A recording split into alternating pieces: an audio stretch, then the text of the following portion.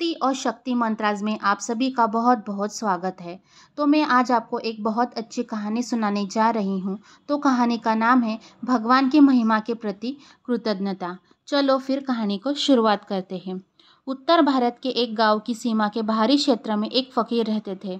गांव के लोग हमेशा उनके पास सलाह लेने जाया करते थे। एक बार किसी बीमारी के कारण गांव के सभी मुर्गे मुर्गियों और उनके चूजे मर गए।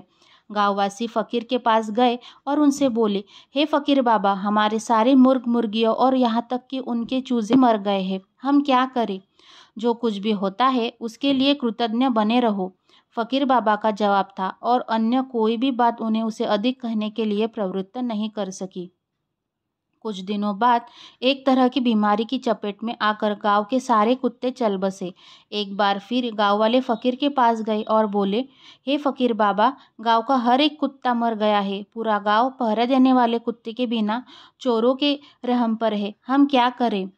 जो कुछ भी होता है उसके लिए कृतज्ञ बने रहो, फकीर बाबा ने कहा और मौन हो गए।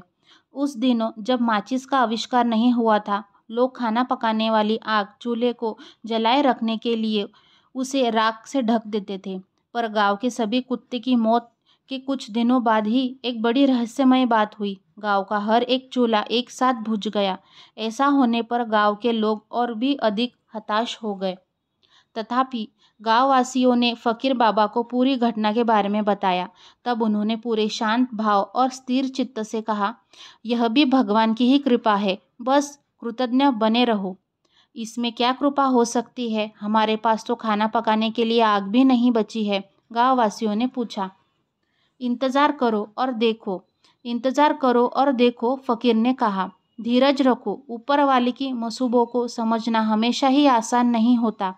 शायद एक पूरा दिन भी नहीं बीता होगा कि एक क्रूर बादशाह अपने विशाल सेना के साथ गांव के आसपास से गुजरा।